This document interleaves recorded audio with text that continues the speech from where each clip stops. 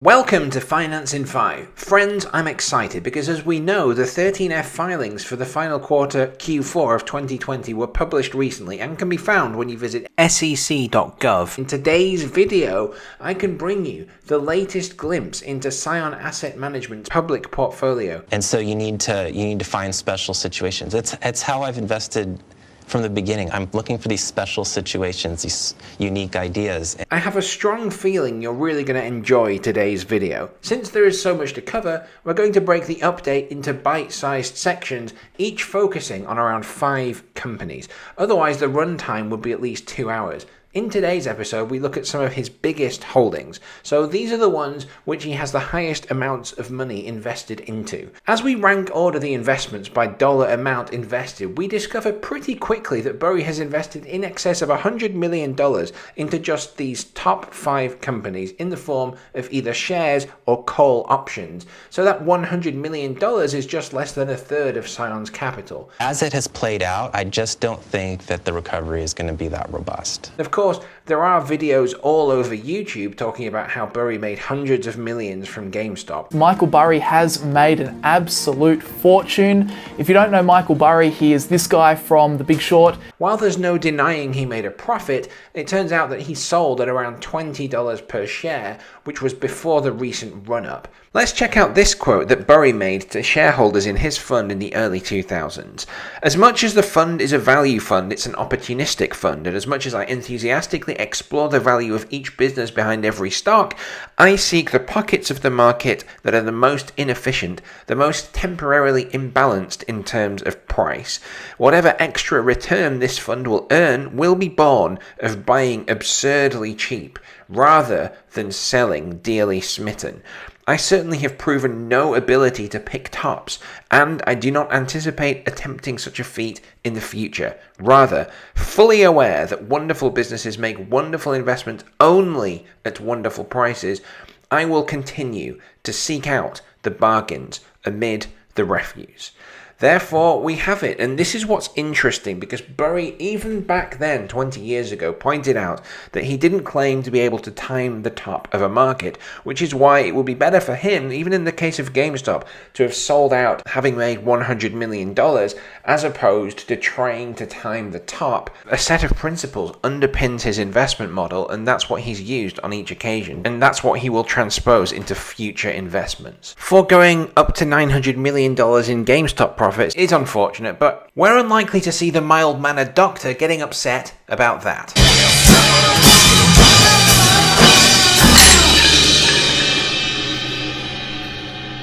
So today's video will be the first in a series of at least 3, maybe 4, so please hang around for the rest if you like these Burry videos and you enjoy these explorations and deep dives into companies which are underappreciated by the market.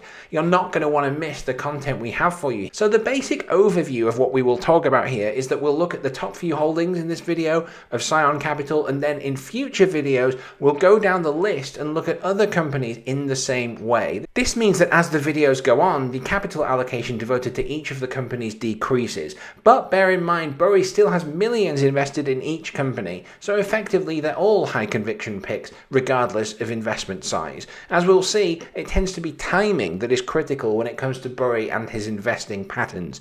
He doesn't hold onto these shares forever. No, he tries to buy at a price which is close to the 52-week low and then sells that company at a higher price before it drops back down. While I'm not going to reflect on all of his profits in this video, his fund was very successful last year. Companies such as Precision Drilling, CVS Pharmaceuticals, GameStop are ones that he made profits on and sold quietly. Other companies such as Allstate, Realty Income, Lumen are companies that he has kept but trimmed his positions on, but mostly selling for more than he bought the shares at while keeping some shares in those companies. So even on a balance of probabilities, there's a reasonable chance that if you buy shares in a company Burry has picked close to the time at which he buys in, considering the fact that he probably will have done a lot more research into those companies than you, given that it's his entire life's focus pretty much, You'll probably net some gains yourself as well, at least if recent historical performance is anything to go by. Burry's portfolio as things stand seems to be weighted more heavily towards finance, energy and real estate, with him selling out of companies focused on communication and consumer staples, and there are a number of reasons why I think he may have shifted his holdings around a little bit since Q3 of 2020. Considering the fact that Dr. Burry has shared a number of interesting tweets recently about issues ranging from government debt to nuclear energy to the future of Bitcoin, I'm actually going to be doing a number of deep dive videos this week and next week looking at Burry's views on these topics and providing analysis. So if that's the kind of content you'd like, be sure to smash that bell and subscribe so that you don't miss any of these crucial updates at this key moment in history. Now, just how much cash is Dr. Michael Jeroboam Burry Sr. IV Esquire actually managing these days? Well, it depends on which sources you read, but his largest holding is in a call option in Citigroup. That's the first one we're going to look at. What is Citigroup? It's a bank. And interestingly, the chairman of this particular bank took a pay cut last year. I know, heartbreaking, isn't it? Can you imagine? How can any of us really sleep at night unless bankers are being paid at least $20 million a year? I, for one, certainly can't, which is what makes this particular headline all the more disturbing. At least James, or Jamie Dinan as he's called, has not had to worry about such a loss. So why would Michael Burry secure call options worth $33.27 million for 539,600 shares in Citibank? Is he just trying to appear woke because of the fact that the world's fourth largest bank by assets now has a female boss? Unlikely. If you've been following this channel for any length of time, then you'll be familiar with the Google call options that Burry bought last year. This was the biggest position in his portfolio at one point. Then he sold them at various times as Google's share price recovered between April and the next 6 months of the year. The Google call options were his top holding. Well, today Citibank calls are his top holding. And what unites the two, that many people might not be aware of, is that big tech is effectively trying to make its move into banking. Citi is partnering with Google in an attempt to capture more online customers. This was announced in late 2019 and is unlikely to have escaped Mr. Burry. As Robert Armstrong wrote in the Financial Times, Silicon Valley has already cracked payments. It is only a matter of time before it overturns more complex banking functions. Fundamentally, a bank is a balance sheet, a data processing system, and a sales force. Then he adds, Silicon Valley companies, or Google, may be content to leave the balance sheet, the most heavily regulated bit, to the banks, but they are coming for the other bits. Citi, he says, seems to be willing to move in this direction because of its drive to increase its deposit base and its number of customers.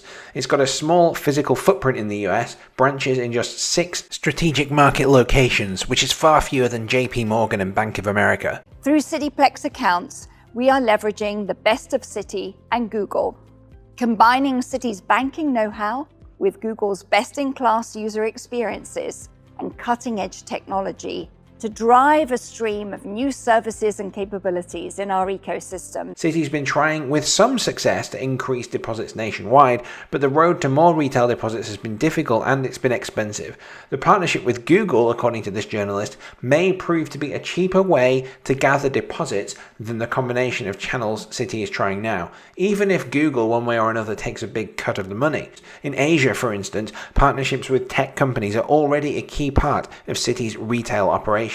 In mainland China, 90% of its customers use WeChat to complete everyday banking and credit card transactions. Citigroup sees real growth potential within the bank's balance sheet. From Google's side, of course, there is a worldwide customer base that Citi is building, and Google is a data processing system. However, Google also is a marketing giant as well. As I'm sure you know, the more inflation there is, the less you can buy with your savings. Once inflation ticks higher than the nominal rate, the banks will be lending money for negative real interest. Studies show inflation reduces banks' earnings. So why would Burry invest in Citi if he knows this? Well, fundamentally, it is undervalued in his opinion, and you could argue that Citigroup offers the best valuation, the lowest leverage, and the highest liquidity, making it the most attractive of all of the big bank stocks. These factors would seem to outweigh any inflation-related concerns. Citi has lagged its peers in terms of profitability for the last decade, so its valuation is lower. Still, the company is fairly shareholder-friendly, The buybacks have decreased the number of outstanding shares by 1/3 since 2016, meaning Citi pays an extremely safe annual dividend of over 3%, and if inflation does take hold, as many predict it will, Citi can raise its dividend at a pace higher than the inflation rate, so income investors wouldn't or shouldn't suffer nominal dividend decreases. My gut view is that Burry sees Citi has an intrinsic value of around $80 per share, and the call options purchased will allow him greater leverage of the price appreciation that we're witnessing until he sells his position completely. He may expect the longer term outlook to be bearish, but think that in the next 6 to 12 months, as the economy reopens and the Google partnership plays out, this will benefit Citi's bottom line. I'm just going to make a side note here, so I would refer you to the timestamps in this video if you just want to jump to the next stock. But briefly, in the past on this channel we have mentioned Klaus Schwab.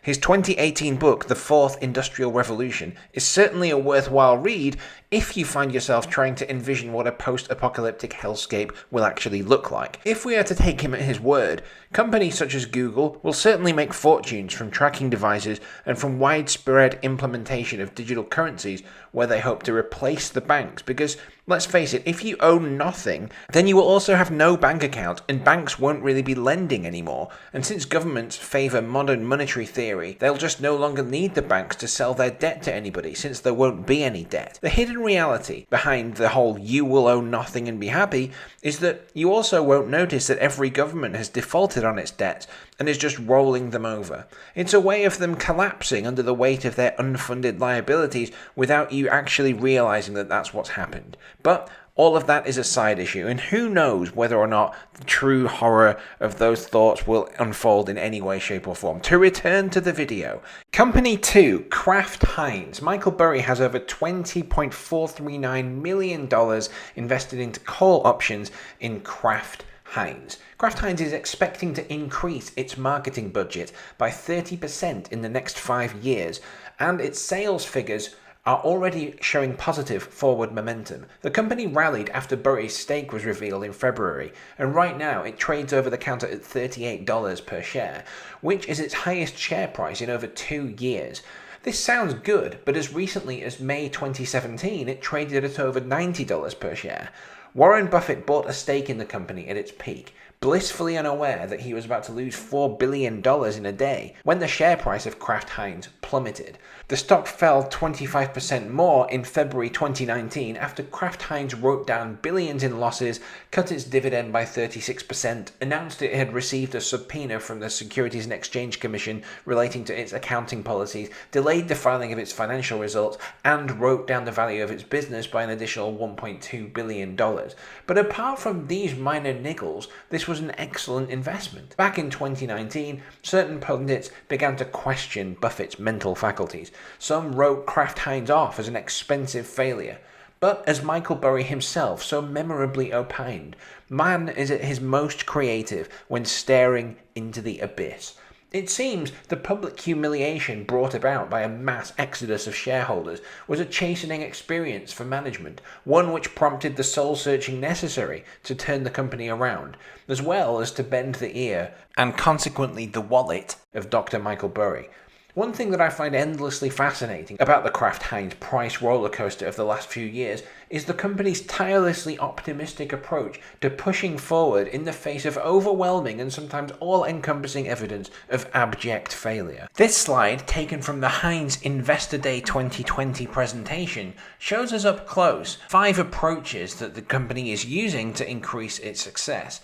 Innovation, renovation, marketing, distribution, and revenue management each are being reimagined from the ground up. Not only that, the product lines sold by the company have themselves been subdivided into 6 sections. On the face of it, these phrases appear a little gimmicky, but they're based in all likelihood on extensive research as well as expensive marketing. Taste elevation, for instance, from what I can understand in this article, deals with condiments, things like ketchups, mustards, and the like. Other sectors are pretty self-explanatory, but the fact that this is all subdivided, in theory, should increase the engagement and attachment that employees have to their job roles, which is going to be critical for boosting the success of this company going forward. And in spite of the fact that the dividend was cut a couple of years ago, the Kraft Heinz company still produces $1.60 per share in dividends every single year. However, the dividend consistency grade is rated F, which is not great. The yield itself is good, sitting at just over 4.19%. The consistent payouts of 40 cents per share since the 21st of February 2019 every quarter remain stable.